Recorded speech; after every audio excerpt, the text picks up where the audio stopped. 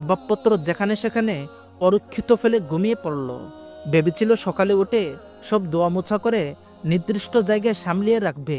দরবেশদের বিশ্বাস করে তারা ভুল করল। রাতের গভীরে ডাকাতের বেশে সেই দরবেশগণ হাসনে বানুর মহলে হামলা করল। শুরু হলো লুটপাট। হাসনে বানুর চাকর নফর সবাই জেগে উঠল।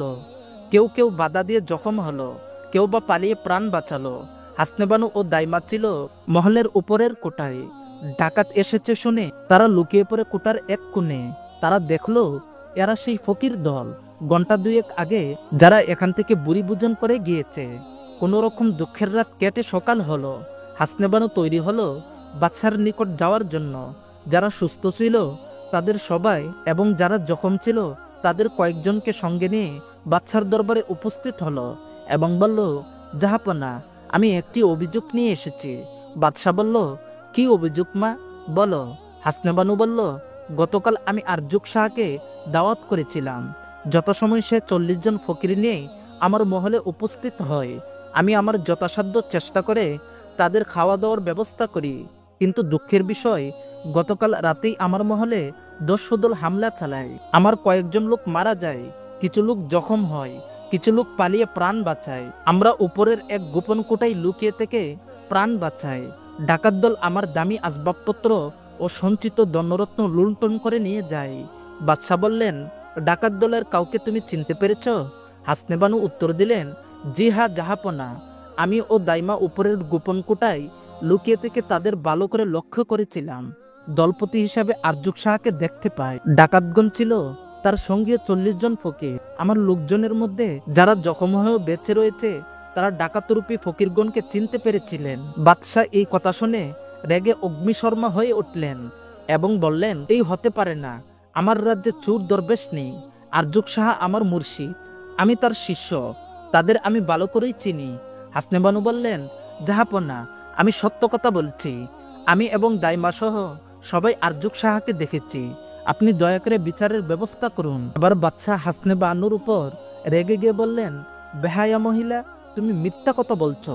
এমন কামেল লোকের বিরুদ্ধে তুমি অভিযোগ এনেছো যা কিছুতেই সত্য হতে পারে না। তুমি বরজুকের কন্যা না হলে আমি তোমার জিভ টেনে ছিঁড়ে ফেলতাম, তবুও তোমাকে শাস্তি পেতেই হবে। এই মুহূর্তে তুমি এখান থেকে চলে যাও। তোমার ঘরবাড়ি মালমাত্তা সবই বাজেয়াপ্ত করা হলো। এই শহরেই তুমি আর থাকতে পারবে না।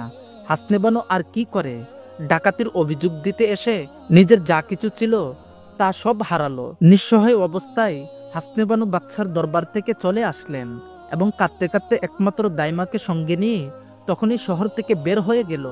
হাসনে বানু শহর থেকে বের হয়ে কোনো লক্ষ্য স্থির না করেই হাঁটতে থাকে। হাঁটতে হাঁটতে তারা বিরাট প্রাচীন এক বৃক্ষতলে উপস্থিত হলো। তারা সেখানে বসলো। তখন দাইমা তাকে সান্ত্বনা দিয়ে বললেন, সবুর করো সৌদাগর জাদি, খোদা যা করেন তা ভালোর জন্যই করেন। খোদাকে ডাকো, তিনি দুঃখ দিয়েছেন, দুঃখ গুছাবেনও তিনি। তিনি ইচ্ছা করলে কি না করতে পারেন।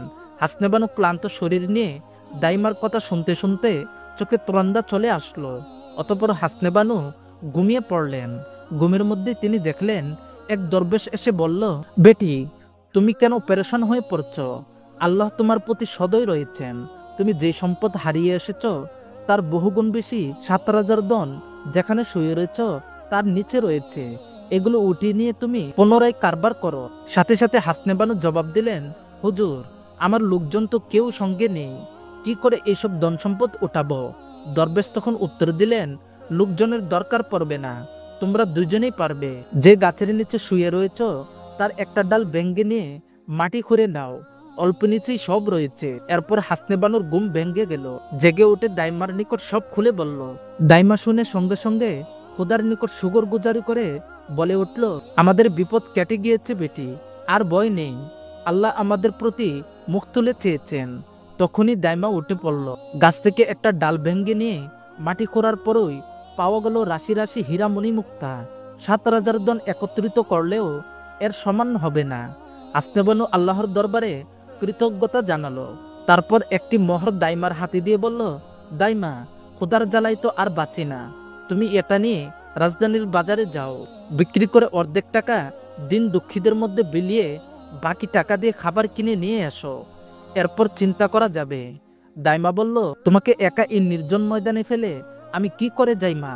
হাসনে বানু বলল, তাই তো, এবার সত্যি চিন্তিত হয়ে পড়ল। কি করা যায় উভয় ভাবতে লাগলো। এমন সময় এক দরবেশ ফকির তাদের সামনে এসে হাজির হলো। হাসনে বানু দরবেশকে বললেন, মুসাফির, আমরা বিপাকে পড়ে ভীষণ পেরেশানে রয়েছি। ঘন্টা চারেকের জন্য যদি আপনি আমাদের প্রতি সদয় হন তাহলে উপকৃত হতাম। আমরা অনেক ক্ষুধার্ত, ক্ষুধার যন্ত্রণা আর সইতে পারছি না। মেয়ে মানুষ আমরা, বাজারে যেতে পারছি না। আমরা আপনাকে একটা মোহর দিচ্ছি, বাজারে গিয়ে আপনি এটা বিক্রি করে তার অর্ধেক টাকা দিন দুঃখীদের মধ্যে বিলিয়ে দিবেন, আর বাকি অর্ধেক টাকা দিয়ে খাবার খরিদ করে নিয়ে আসবেন। তাছাড়া আমাদের লোকজন শহরে রয়েছে, আমার নাম ধরে ডাক দিলে সবাই আপনার সামনে চলে আসবে এবং আমার কথা তাদেরকে বলবেন যে আমি অমুক জায়গায় আছি, আপনার সাথে সবাই চলে আসতো। আপনি আমাদের এই উপকারটুকু করবেন তো বাবা? দরবেশ মুসাফির বললেন, ঠিক আছে দিন। এই বলে দরবেশ মুসাফির মোহর নিয়ে বাজারে চলে গেল। হাসনে বানুর কথা মতো অর্ধেক টাকা দিন দুঃখীদের মধ্যে বিতরণ করে বাকি টাকা দিয়ে প্রচুর খাদ্য কিনে নিল। তারপর দরবেশ হাসনে বানুর নাম ধরে ডাক দিলে মুহূর্তের মধ্যে অনেক লোকজন জমা হয়ে গেল। তখন দরবেশ উপস্থিত সবাইকে হাসনে বানুর কথা জানালেন। হাসনে বানুর কথা শুনে লোকজন অত্যন্ত খুশি হলো। এরপর দরবেশ লোকজনকে নিয়ে হাসনে বানুর সামনে উপস্থিত হলেন।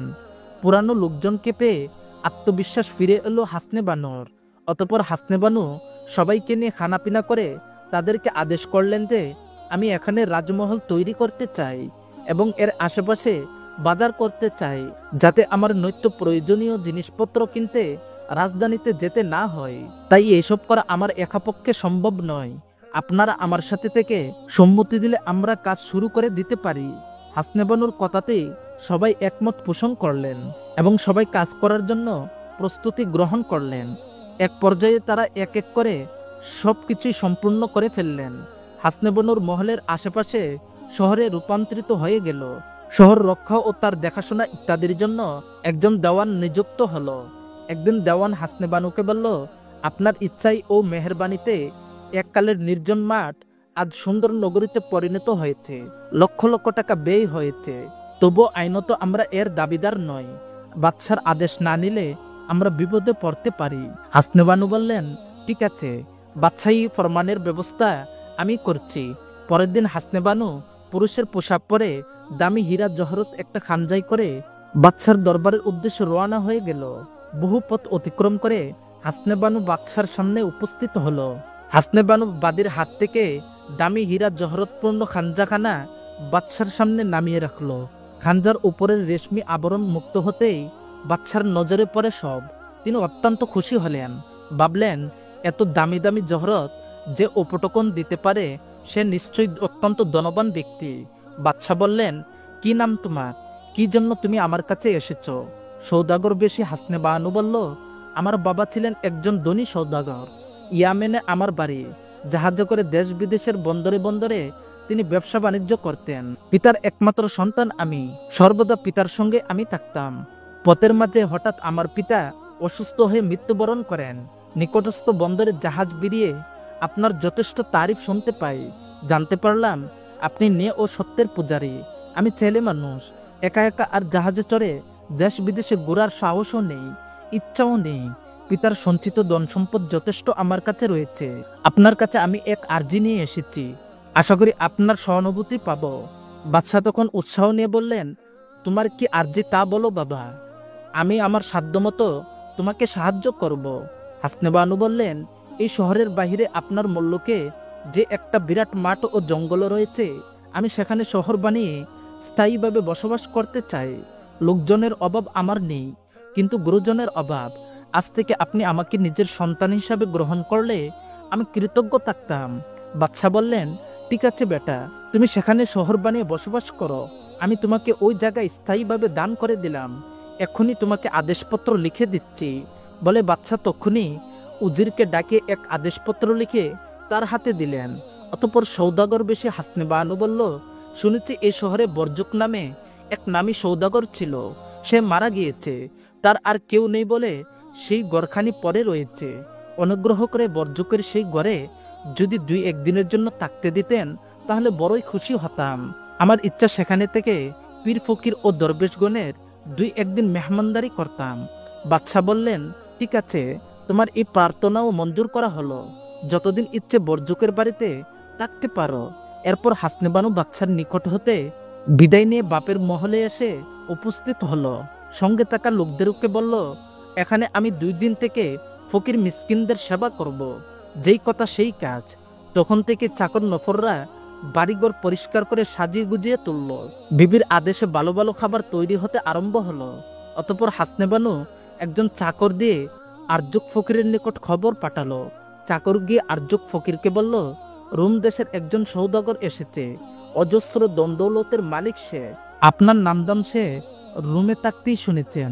তাই তার ইচ্ছে আপনার মেহমানদারি করে সে অশেষ সোয়াব হাসিল করত।